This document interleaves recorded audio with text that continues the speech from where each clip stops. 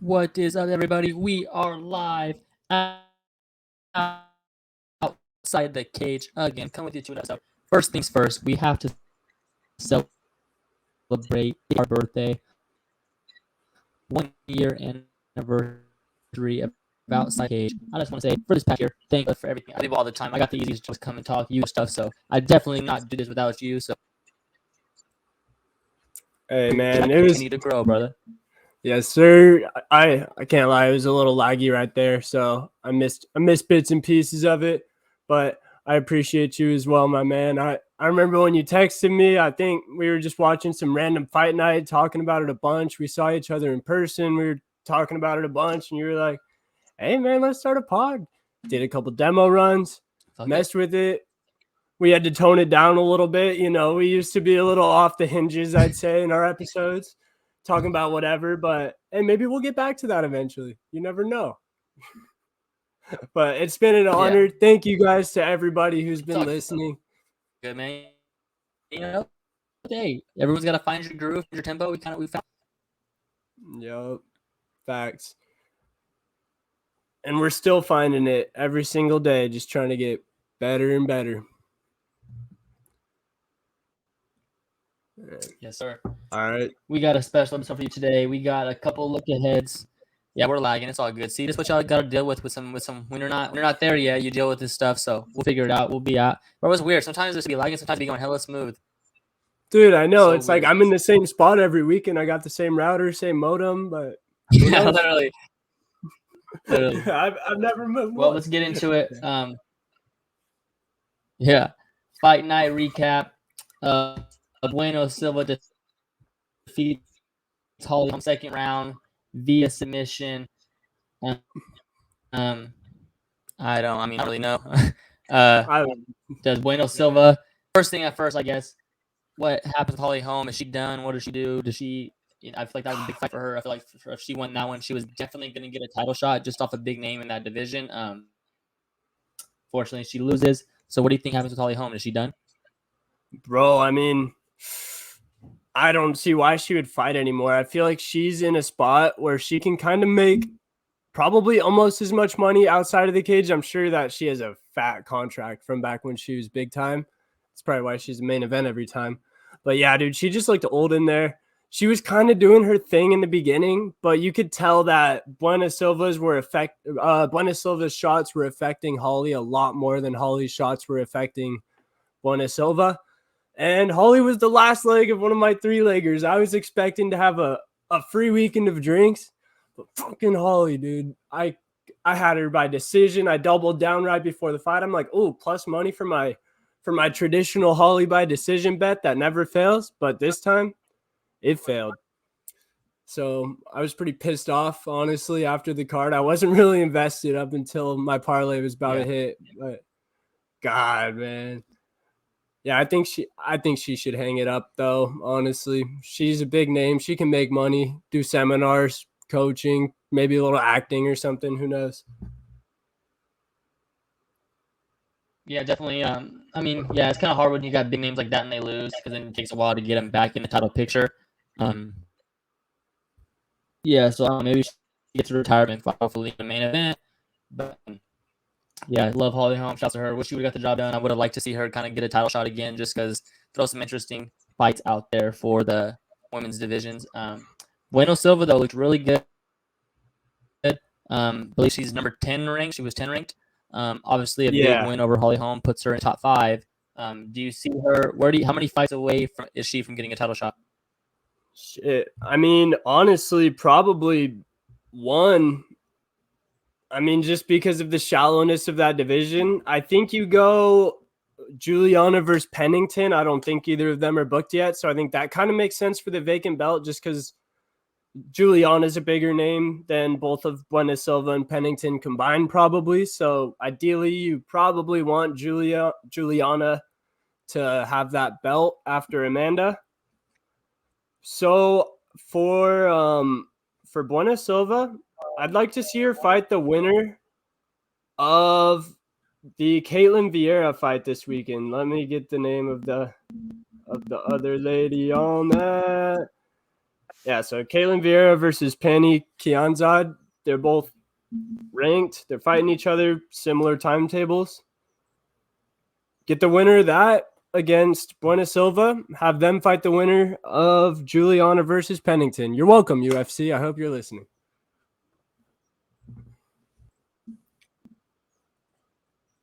I like it. Yeah. I think when you have someone like that who makes a statement and has a big win, I think you kind of got to take advantage of it just because in a division where there's not a lot of interest, if we're being real. So you have to take advantage of that and get not a quick turnaround, but a big name that you have. You got to pounce on it when you have an opportunity like that. That's someone people recognize still. So, yeah, I agree with you. I mean, I really do not care. That's fucked up. Just like, I mean, I don't know. Like, I don't know. I just it's whatever. Yeah.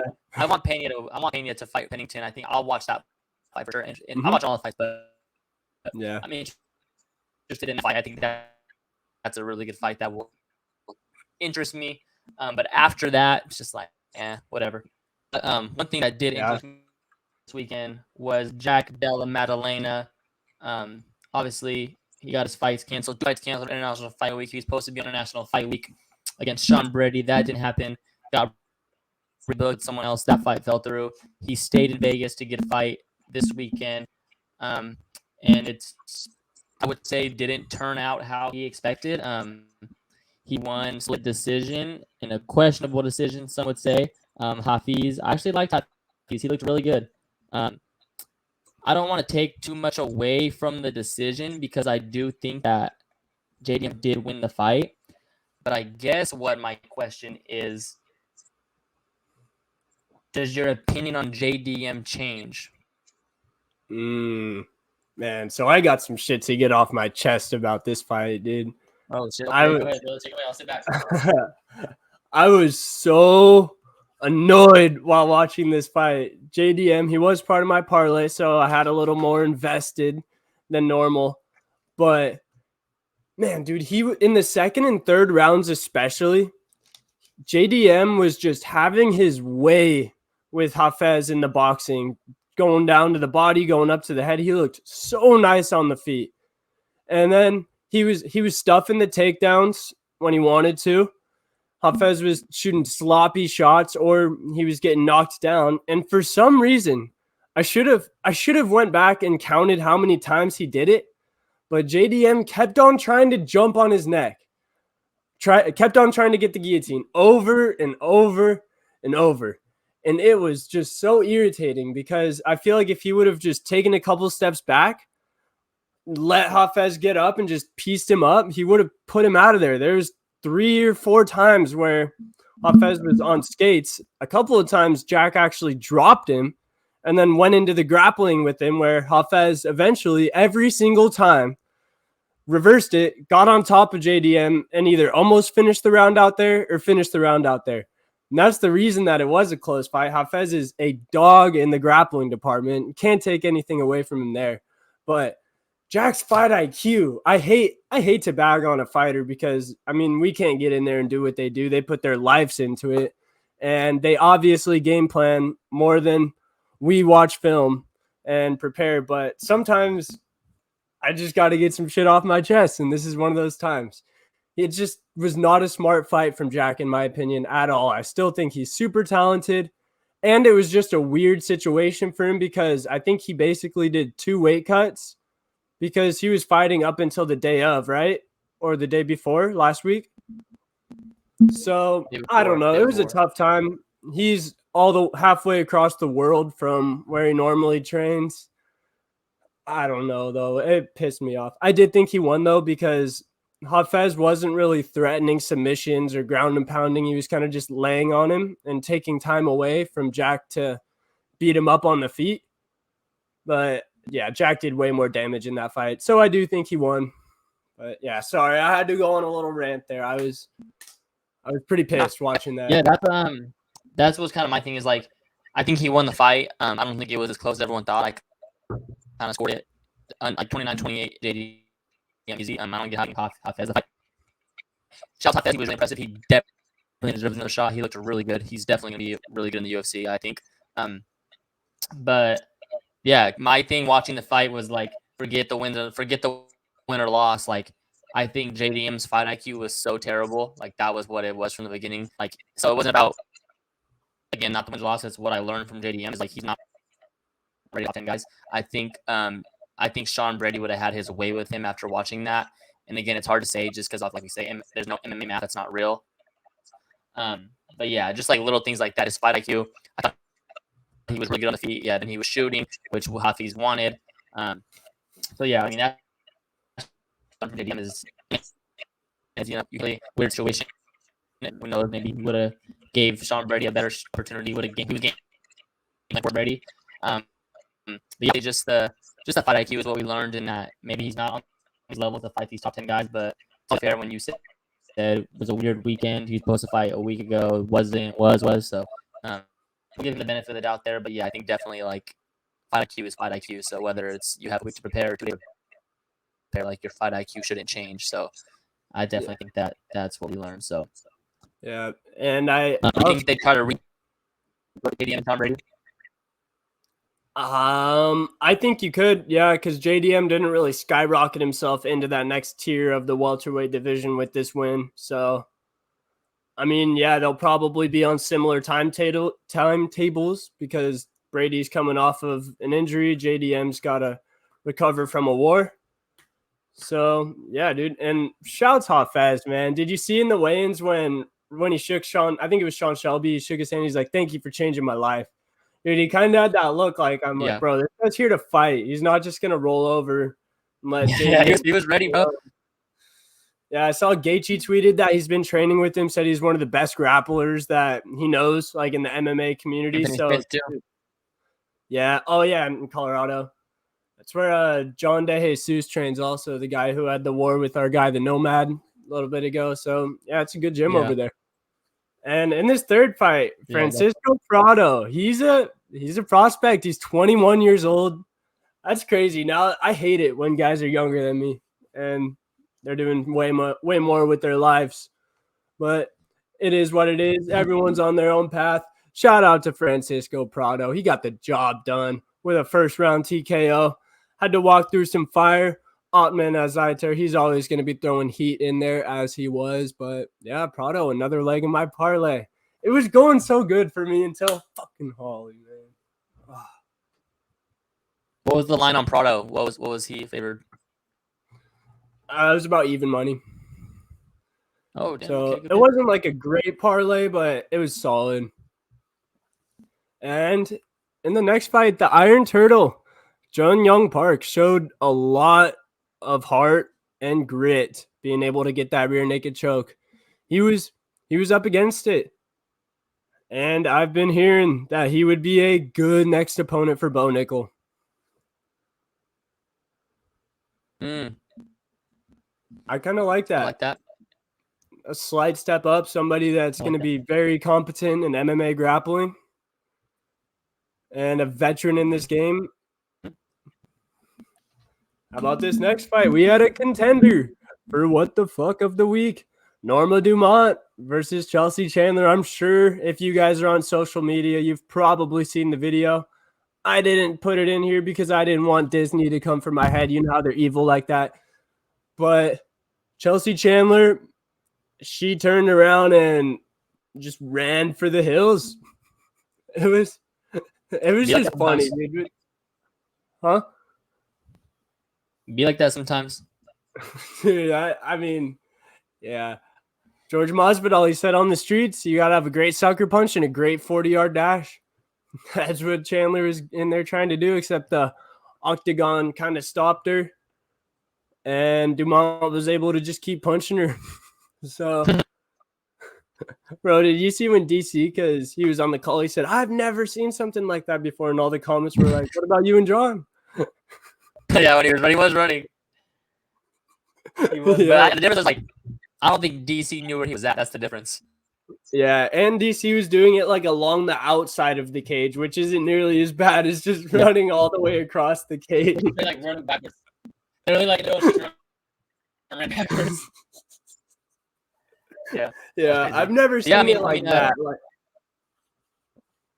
Go ahead. Oh, I was gonna say, just like I've seen fighters do like little showman jog before, kind of like turn around and trot away, but never like an actual sprint in the opposite direction like that. That's got to be a mental hurdle to climb in there. Like, imagine your coaches see that, you're just like, God damn it. But I saw Chandler was a good sport about it after on social media. I was impressed with this card.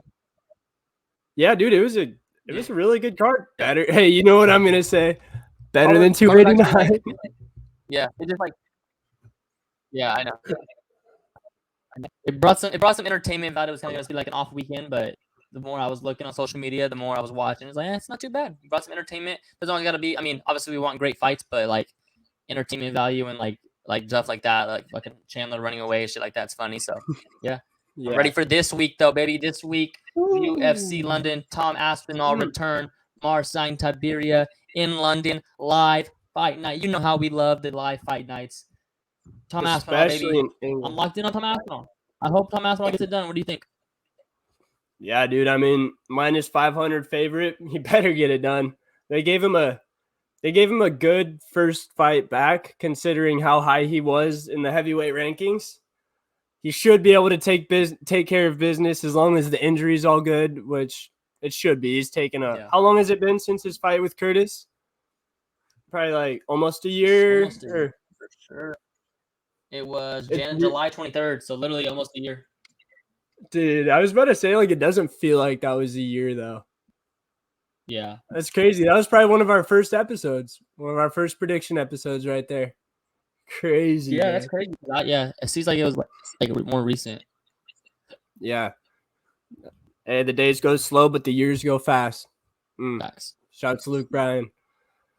But yeah, this card is at 12 p.m. Eastern time, 9 a.m. Pacific. So I honestly love that. Just wake up on a Saturday morning, turn on your phone on Bleep Plus, and yeah, the fight is just right there for you. So still get your full day to do what you want. Don't have to lock in your Saturday night. You could go out and try to never mind. You go try to do some big things out on the town. And then yeah, bro, I like this card from the start to the finish, though. Let me see. My play of the day. This one's going to sound a little weird, but actually I'm changing it. David Grant, plus 115. And I don't know, David Grant plus money against Daniel Marcos. I'm a big Davy Grant guy. Me too. He shows up to fight every time, and he's experienced. He's always the underdog, too. He's always an underdog, bro. Always an underdog. He's a sports bettors fighter. Literally. We love him. And literally.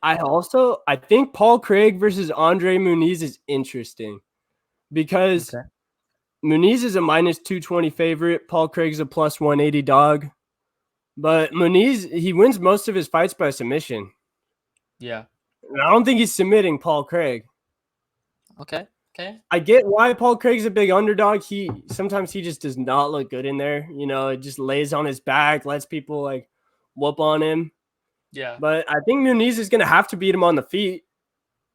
I don't think he's gonna. I think Paul Craig is one of the best grapplers in the UFC when it's just straight grappling. Like he might. I don't know. I don't want to say the best, but he has. So is Muniz better on the feet? That's the question. I think he is, but it's not where he likes to be. So a little shot, a little sprinkle on Paul Craig plus 180. Why not? And I like Paul Craig, so it's a win-win. Kind of a home fight for him.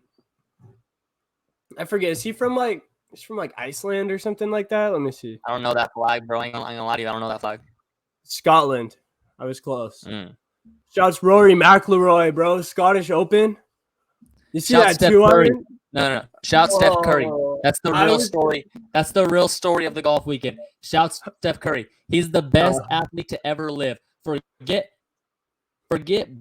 basketball. Forget everything he's done. Forget all the championships. Forget the MVPs. Steph Curry is one of the greatest to. Oh, bad time for you to lag right there. Once you hit the last part again, you forget everything. Forget all that on the lag.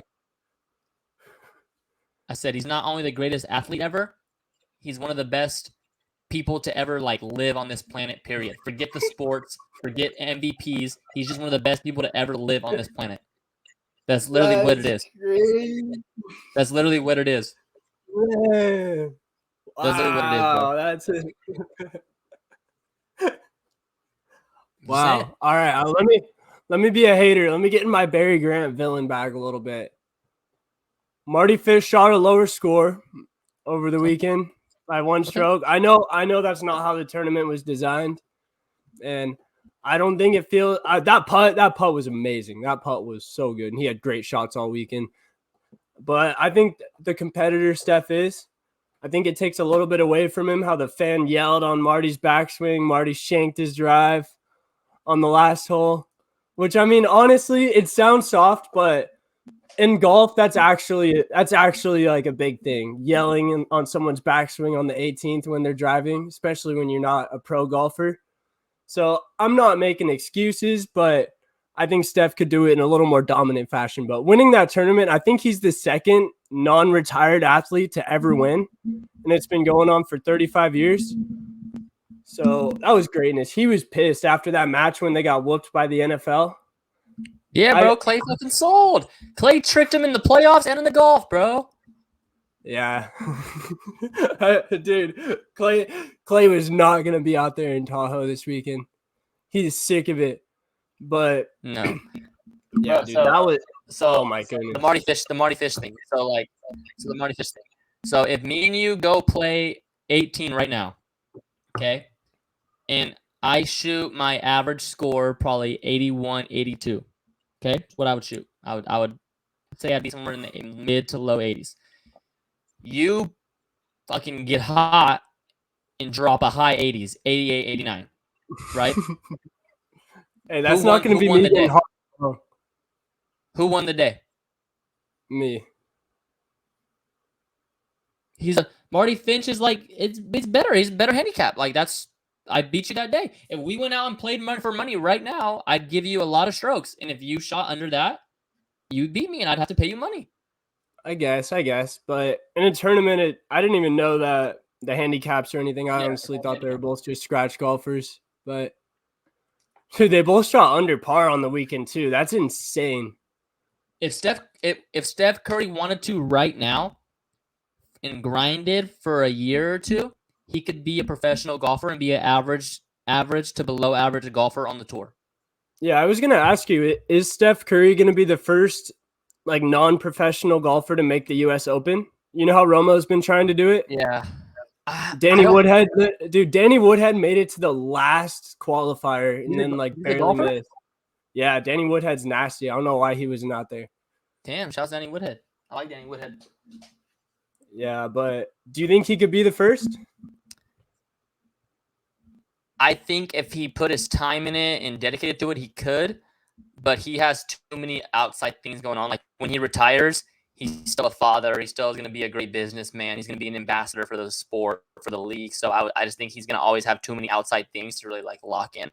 I think when he gets like maybe when his kids are older and he gets like in his like 40s, 50s, I think he'll be really good, but it'll be too late at that time.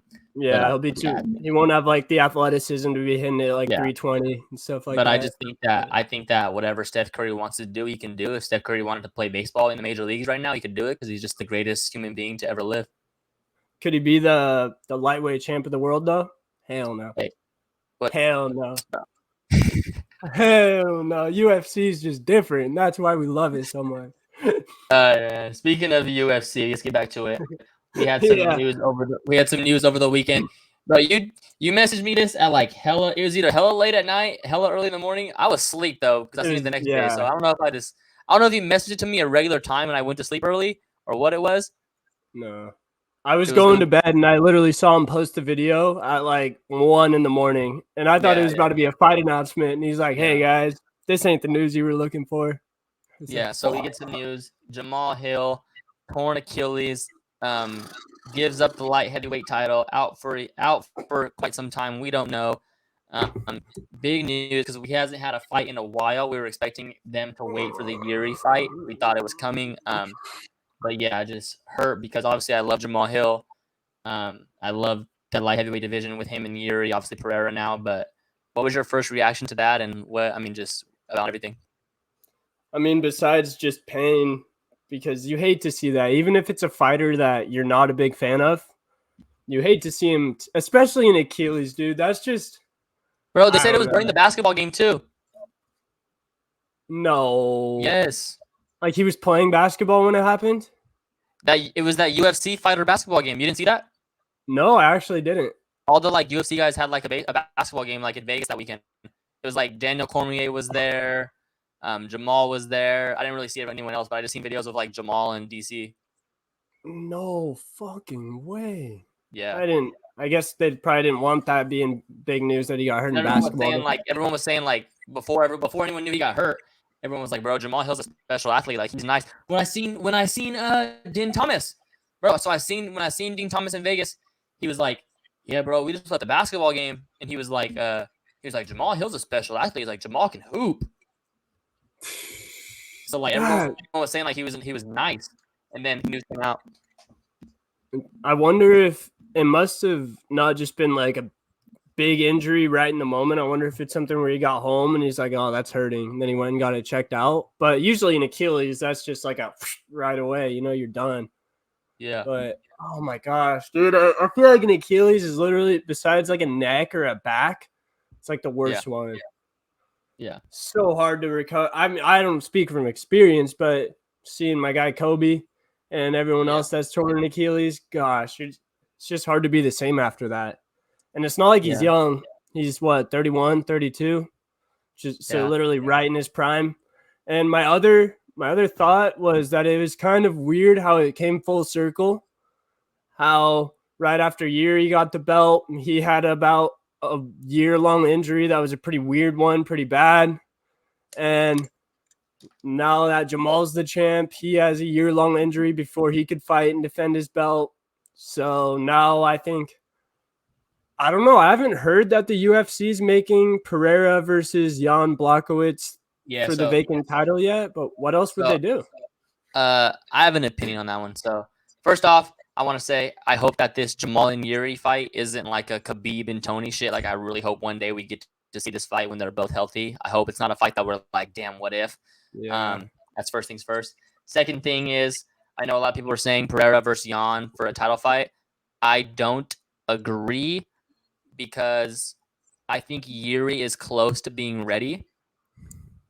So I think what you do is just Pereira and Blachowicz becomes the number one contender fight, and the winner of that fights Yuri. And now you look at it, and it's like not to like look over Jamahal Hill because Jamahal Hill is great. But now I look at it like, damn, could we see Pereira versus Yuri?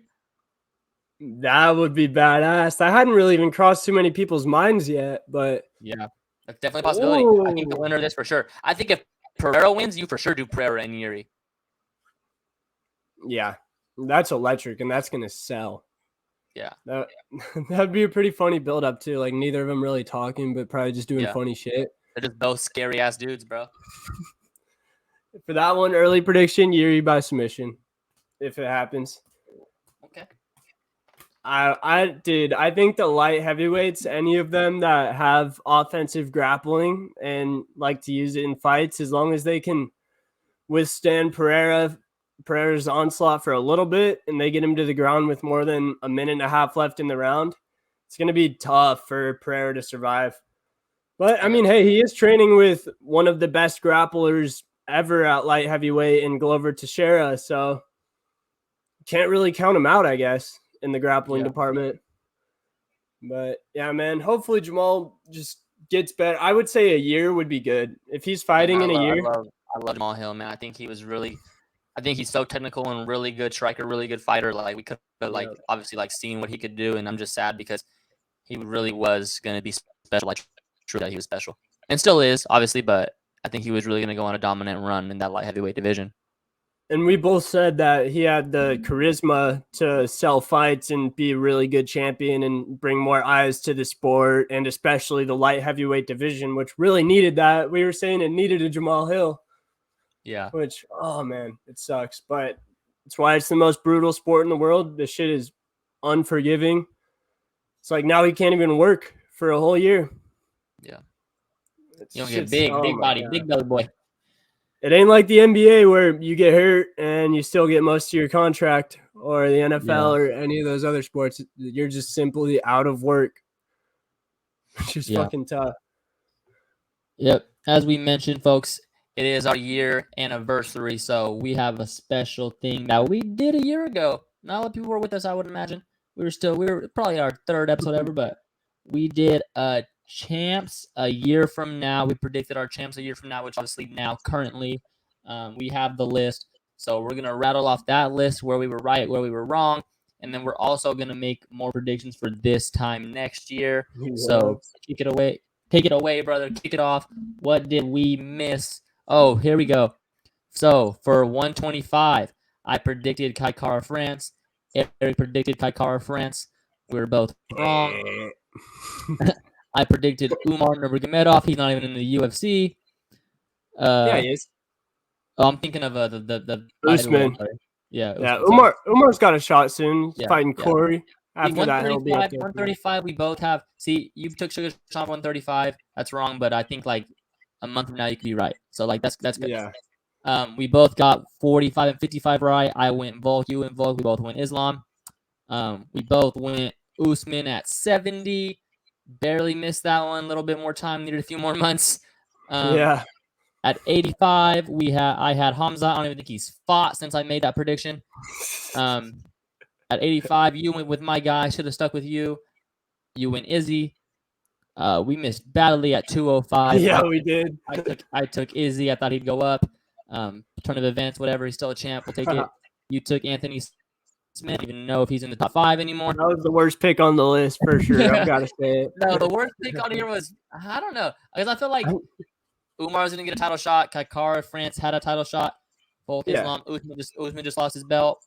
Hamza. Smith I didn't think Hamza would go that long without fighting. You took Izzy. That's right. Yeah, I would say everyone on the list either was or could be a champ besides old Lionheart. Yeah. You picked John Jones. Great pick, brother. I picked Cyril Gahn. I didn't think John Jones would come back. I would have picked John Jones. So great pick there. You got 3 right. I got 2 right. You got 4 right. Oh my gosh, what a guy! Yeah, I did right. I think maybe one thing 5 in a little bit. I think one thing I realized now when I was making my predictions for this year is a year in the UFC is not a long time because it's like 2 fights. Yeah, that's you got to think so you can't go off like some crazy off the wall shit because it's just 2 fights. Or like picking a prospect is really hard too. Like you basically got to pick a guy that is about to have a title eliminator fight. Yeah. So I mean, this is the sport of anticipation. It's what we love to do is anticipate. And if any y'all out there, you want to make a list, put it in the comments, enter yourself in the pool. Maybe we'll give something away to the winner next year. Yeah. We always be doing the fake giveaway. But yeah, maybe they're not fake, but maybe just no one's entered them yet, you know? Maybe if you enter, you'll be the only one and you'll get a free truck, new Silverado or Ford F-150, whoever decides to sponsor us by then. Yeah, let's get right into it with this year. Let's start in the flyweight division. Who is your champ a year from now? So, in the flyweight division, this one's going to be a little questionable, but I feel like you might have it too, just because of the way that this division goes. I'm picking Brandon Moreno. I expect him to, if his next fight's not a title shot, if he wins it, he should be getting a title shot again, just because it's not a very big pool of people that are eligible for a title shot or that the masses would want to see fighting for a title. So, yeah, I could say Pantoja. That's a very good possibility as well, but I want it to be Moreno. Let's throw that out there in the universe. So at 125, I'm taking Brandon Moreno, and I'm going to write these down so I don't have to listen back through it again next year. Okay. So for my prediction for the 125 division, I think Pantoja and Moreno run that back. I think when they do run that back, I think Amir Albazi and Brennan Royval fight either on that card or somewhere near it. So I think they get the winner of that little semifinal. I think Amir Albazi beats Brennan Royval. So with my fight prediction, with my title prediction for next year, the champ, I am gonna pick Amir Albazi. 29 years old, 17-1. Big win coming off Kaikara France. So I think I'll take a little because I'm not gonna lie to you. The next ones I kind of win a little. I win a little chalk because I'm trying to be right next year since you beat me. But yeah, I'll go out on a limb here and say Amir Albazi is the champ, July 17th, 2024. All right, that's a solid pick. I honestly, I have a grudge against Amir just because I think Kai beat him in that fight, but it is what it is. In this sport, like you've said, after a while, no one remembers that it was a robbery. They just remember the win or the loss. Mm-hmm. Besides Islam and Volk, I feel like people are always going to bring up that Volk won that fight. So at 135, I'm probably going to say it every year until he's not in the running anymore. You already know. Sugar Sean O'Malley. One of the main reasons that we probably became so passionate about this sport in the first place and started this podcast. He's both of our your first or second favorite fighter, my first favorite fighter by a mile. He's just hard not to like, hard not to root for. And I expect him to take the belt from Aljamain Sterling on August 19th and then retain it against maybe Corey Umar winner. Yeah. Maybe or Cheeto gets it done against Pedro. Yeah, I bet they do Cheeto if Cheeto wins. And Sugar versus Cheeto coaches the Ultimate Fighter. It's another prediction. You heard it here first. So, yeah, Sugar Sean. You already know mine. Same as yours, brother Sugar Sean. He gets it done in Boston, August 19th. Fights again one more time. Again, year's not very long. 2 fights. All he has to do is go 2-0 the next 2 fights. I'll take it. Give me Sugar Sean to have the belt for a long time. Yup. He's going to run this shit. And then eventually we'll probably be predicting him for this division as well. But not now. In the 145 division, I'm sticking with the chalk here. Give me the great. A lot can happen in a year. Obviously, people age fast in this sport. We've seen it before with Anderson Silva, Kamaru Usman, and many others. But I don't expect it to happen to this guy just yet. Give me Alex Volkanovski to be the champion in July of 2024. Probably after winning on International Fight Week.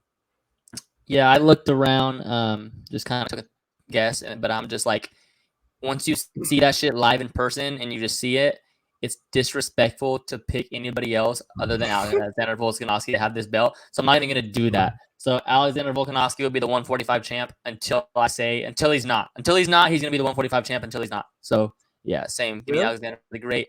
Again, he'll fight on Alexander Volkanovski Fight Week, International Fight Week. It basically is Volkanovski week at this point, bro, and he's just getting more and more and more popular. When I saw his weigh-in versus Ortega back in 2021, the crowd wasn't really even booing Volk. They were kind of just quiet for it. Obviously, it was a big Ortega crowd because Diaz was also fighting, so Mexico was represented well. But yeah, dude, Volk is growing in America. He's probably maybe the biggest star in Australia right now, dude. I feel like he's just like a people's champ as well. Yeah. Just the way he carries himself, he's humble, not flashy at all.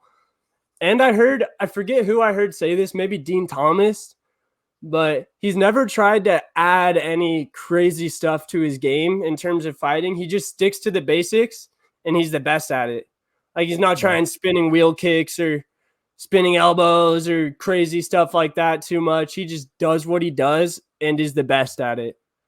So, yeah, it's hard to go with anyone else. Yes, sir. And now that I went on that little rant, this is where I'm going to go off the wall a little bit. Give me Alexander Volkanovski to be the double champ a year from now. That's what it's going to be on International Fight Week. Alex Volkanovski beating Islam Makhachev in the rematch for the belt. I'm yelling because I'm pumped up just thinking about it right now. Sorry to steal your thunder, but it was too fun to not write down, man. Bro. Because I think he only has to fight one time to win the light heavyweight title. I think he beats. So basically, we're just saying, is he going to beat Islam? Because if he beats Islam, the belt's his, and I don't think he has to defend it for another year. Yup. Dude, it's mapped out. He has to beat Islam. He beats Topuria sometime late this year, early next year. Gets ready for a fight sometime before July. Beats Islam, whether it's on International Fight Week, Madison Square Garden, Abu Dhabi, or probably not Abu Dhabi because that's in the fall, but it could be wherever. And I think we could see the first guy to defend both belts at the same time. After that goes down, beats someone out 45, maybe I don't really know who after Topuria. I haven't thought that far ahead, but beats the next guy at 145 that doesn't have to fight Max, and then maybe goes up and beats one more guy at 55 and calls it quits. I mean, I guess they would have to do an Islam trilogy, right? If Volk beats him in a rematch. Yeah, that'd be fucking crazy. Bro. Wow, man. UFC, I hope someone's listening out there, especially before your Tuesday meeting. I'm sure they've already thought of this too, though. Yeah. So we both have. Go ahead. So far, we've picked the same guy in every division except for flyweight. Hopefully that trend changes, but I could honestly see it kind of. Yeah, we're smarter now. We're smarter now. A little more high IQ. Yeah. I'm gonna go first the rest of the way out because I don't want people to think I'm stealing your shit. So all right, I'm gonna go first the rest of the way out so we can steal each other's shit. 170 welterweight title. I don't see any contenders I like at 70. I mean, I don't know what Hamzat's gonna do. So I'm gonna rock with Leon Rocky Edwards here. 170 this time next year. I like that. And we will be a little bit differentiated here because I got Shavkat. No, that was my next guy. I don't really know. They haven't announced his next fight yet, right? No. There's going to be a lot of announcements this week also. It could be Kamaru. On in October. Yeah. On Abu Dhabi. Because I heard they started, sorry to get off topic, but the tickets went for sale today for Abu Dhabi, and they still haven't announced any of the fights yet. So besides, I think Mohammed Mokaev is fighting somebody on the prelims. So they have to announce it this week. Yeah. Good for him. That kind of quick. Yeah, what was it like? Because that injury looked nasty. Yeah. I guess that was Abu Dhabi last year, huh? Was it? When we were there, right? No, that wasn't when we were there. I thought that shit was just like a fight night. Yeah, you're right. Okay, that was 2 fights ago. Yeah, you're right. But yeah, so give me Shavkat. Wins one later this year, fights Leon for the title, gets it done. I usually, I don't love to see the Dagestani. I guess he's not Dagestani, he's Kazakhstani. So yeah, let's have a Kazakhstani champ in there. So we got Jalen taking Leon Rocky Edwards a year from now, and we got me taking Shavkat a year from now. At 185, the weight that Izzy runs, I'm not going against my guy. Not again. Not going against him again. The boogeyman's gone, but even if he was here, we'd knock his ass out again. So at 85, give me Israel the last style better on Adesanya to have his belt. Same thing as Volk. It's his belt until he says it's not. Until it's not. So my guy Izzy will be the champ a year from now. And, maybe we go up, maybe we don't. But ain't no one taking that 85 belt from us anytime soon. I'm about to make you mad right now. I'm about to make you really mad right now, as a matter of fact. I just woke up today. I was gonna pick Izzy as well, go with the chalk. But I just have a weird feeling that Dricus Duplessis might get the job done. Back when Matt Serra took out GSP, or when Weidman took out Silva, no one was giving those guys a chance. I don't know, man. Izzy has that aura about him. He's untouchable, obviously. But I could just see Dricus. He's a brick house. He's a specimen. I could see him getting on top, landing some elbows, kind of making it a fair fight almost. Like, is he not at 100%? What was Yoel Romero? But he was probably 40 at the time. I don't know, dude. It's not smart. This is my crazy one. So I'm saying Dricus Duplessis will be the middleweight champ a year from now. And Jalen is obviously going with the style bender. I'm going to be hearing about this for the rest of this podcast. Yeah, you're going to be hearing about it until they fight. And then after he beats him, you're gonna hear about it again. We're gonna clip this up. I know. That is crazy. I don't have to be a clip, huh? That is crazy. Oh man, dude, I'm sorry. But it's good for content, you know. So you're gonna pick. Okay. So what I'm hearing is when they fight, you're picking Driscus. So when we come on our preview show that week, you're gonna pick Driscus. Hey, things change, but as of now, no. See, we're not doing that. Are Yeah, you picking Driscus to beat Izzy? Yes or no? Yep. I'm not saying I'm gonna lay money on it, but that's gonna be my prediction. Then you're not serious. It's just it's predictions, champs from a year now. We're not putting money on it or anything like that. It's just a weird thought that came into my brain. It's what my gut's telling me. Not saying I even want it to happen, but I don't know. I kind of have that weird feeling that might be one of those weird days where the power's out and you're worried that you might not even be able to watch it. That happened when Sugar lost to fucking Cheeto. That's why I bring that up. It was just a weird day the whole day. The universe was off. So, yeah. I don't know. I think that could be a crazy night in UFC history. I think it's September 9th. They officially made it the main event for UFC Australia in front of Izzy's home country. I guess we could start going back and forth on the Africa debate too. We have six city kickboxing guys on that card as well already. Yeah, aren't only like 3 announced, and the other 3 are going to be surprises. High Blood Diamond. I've been hearing Riddell maybe come back. Yeah, that's what they're saying. Yeah, and then maybe a new guy makes his debut. Yeah. Who was the kickboxer that fought Izzy and Pereira? No shot I'm gonna remember his name, but there's a kickboxer. Yeah, he's making his debut. In the UFC off of the Contender Series. He's another elite striker. I think he was 0-2 against Izzy, 1-2 against Pereira, or something like that. So not quite on their level, but I mean, if you're in that stratosphere and you're fighting those guys in kickboxing, and you're able to be competitive with them, you're going to be able to piece up most of the guys in the UFC in the striking department. So he'll be exciting. I think he's 31, 32. He's been training in Connecticut with Pereira and Glover. I should have been looking up his name in the meantime, but I wasn't. So we'll just have to wait till he fights. Yeah. So let's move on to 205. It's a weird division. You never know with injuries and shit, apparently. I would have picked Jamahal Hill. But with 205, I believe that before a year from now, I think Yuri comes back and gets a title shot, and I think Yuri is the title holder July 2024. So I'm going to go with Yuri. Let me rock with Yuri. I hope he comes back, gets a big win. I think there's some big fights out there for him for that 05 division. So, yeah, I hope Yuri comes back. Hope he gets the job done and gets a win. Yep, I'm not copying you, but I'm also going with Yuri. I think it's kind of the safe choice. If there were odds on this, he'd probably be like minus 150, minus 200, and everyone else would be like plus 300, 400. So there's no one that I love in this division. I mean, obviously Pereira can knock anyone out, so he always has a chance.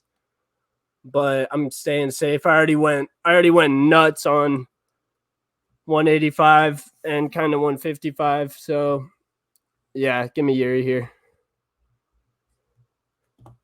And at heavyweight, this one's up in the air. Yeah. So heavyweight's simple for me. I think it's John Jones, unless he retires, but I see him retiring after the Steph fight, because I think once he wins that, he's cemented the greatest heavyweight and greatest UFC fighter of all time. So I think he retires. So I think in that meantime, I don't know. I feel like they really don't rush the heavyweight division. They really don't care to have a champ. They'll just leave it vacant for a while. But I do think that if they do have a fight other than John Jones, I think it's Sergey. I think he's the head and shoulders above everyone in that heavyweight division other than John Jones. So yeah, give me Sergey to be the title holder a year from now. Yep, Sergey was my pick as well, based off the fact that the winner of John and Stipe will retire no matter who it is. So you can't really even put that fight into account, which kind of sucks. So got to time travel a little bit. I think a guy that could pose a threat to Sergey is Yaltin Almeida, just because we've seen Sergey get manhandled on the ground before by, I think it was Overeem. And Almeida is a much better grappler than Overeem. So if he's able to not get knocked out, as nobody has so far against Sergey, I think he could easily submit him on the ground. But I still like Sergey because he's just a freak, bro. He's basically Francis Ngannou, but a little more technical, which sounds crazy to say. But if you watch him fight, you'd see why. All right, bro. I love doing those. They get us mad. They get us hyped. Yeah. I'm just still, man, I'm you're just still in rattled. I'm just shock, rattled huh? that Briskus.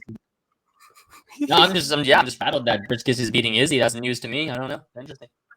I don't know. I might have to question my co-host, bro. If I might have to question my co-host partner if over here Briskus is beating Izzy. No, that's nuts. Turn me into a producer only. Get me off the airwaves man, after that one. Bro, we'll see. Yeah, bro. I don't know if I can trust. I don't know if I can trust what you say anymore for that shit. I was a villain to you.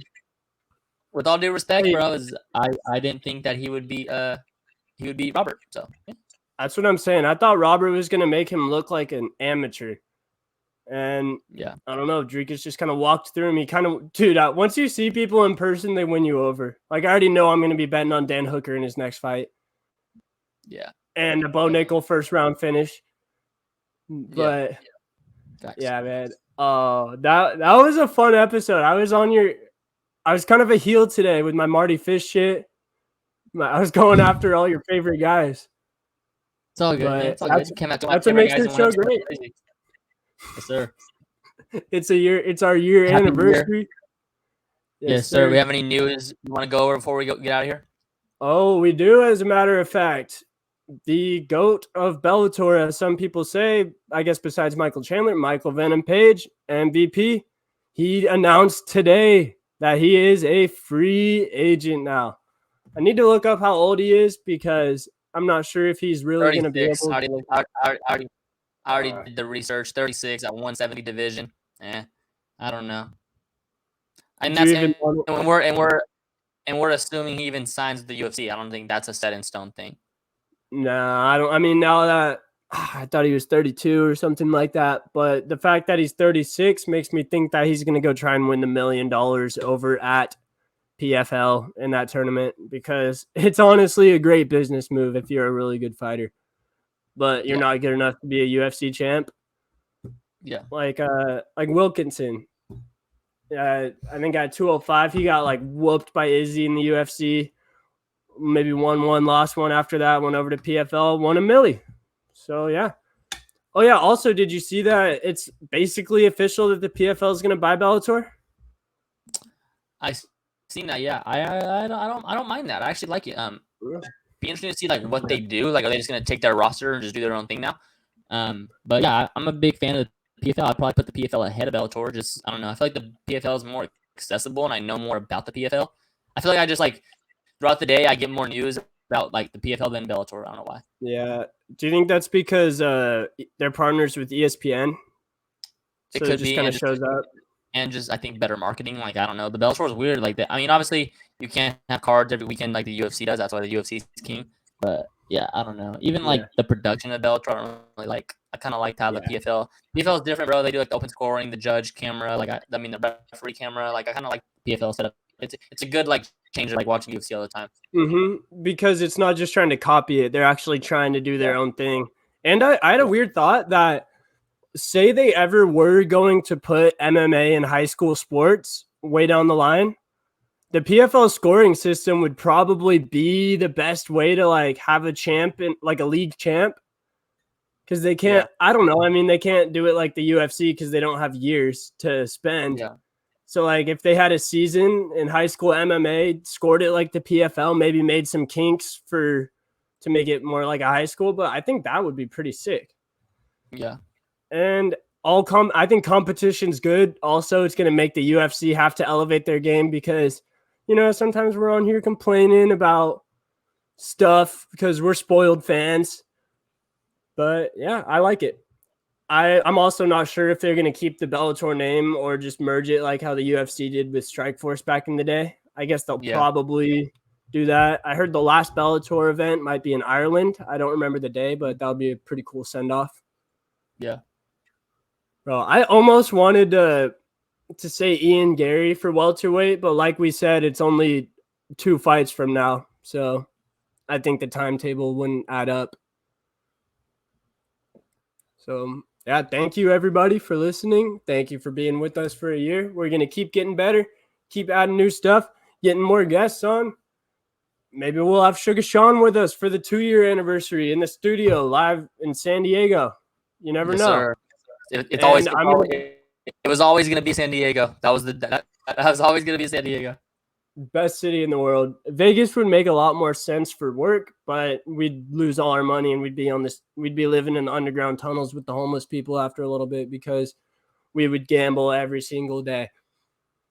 Yeah, facts. All right, then. You got any other things? The Giants, we could not tie down Saquon Barkley somehow. We hit the deadline, the 4 p.m., which sucks. But I heard you guys didn't get Tony Pollard locked in either. Obviously not as big of a deal as Saquon, but he's a big asset to you guys. I'm actually kind of hurt about Saquon. It's just the market, though. We offered him the same deal in the middle of the year before the running back market just tanked. Saquon said no. He thought he could get more. He wanted that McCaffrey money, which the Giants don't want to give him. I'm trusting in Joe Shane. Got to. I mean, running backs, I hate to say it. I love Saquon. He's like the heart and soul of our team, but running backs have a short shelf life. Running backs probably have a shorter shelf life than a UFC fighter.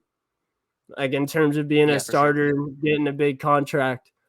So I get where the Giants are coming from, but most fans aren't going to be happy about it. He's like the heartbeat of the offense. He won games for us last year. He made plays, got 3rd and 5s where we had no business getting them.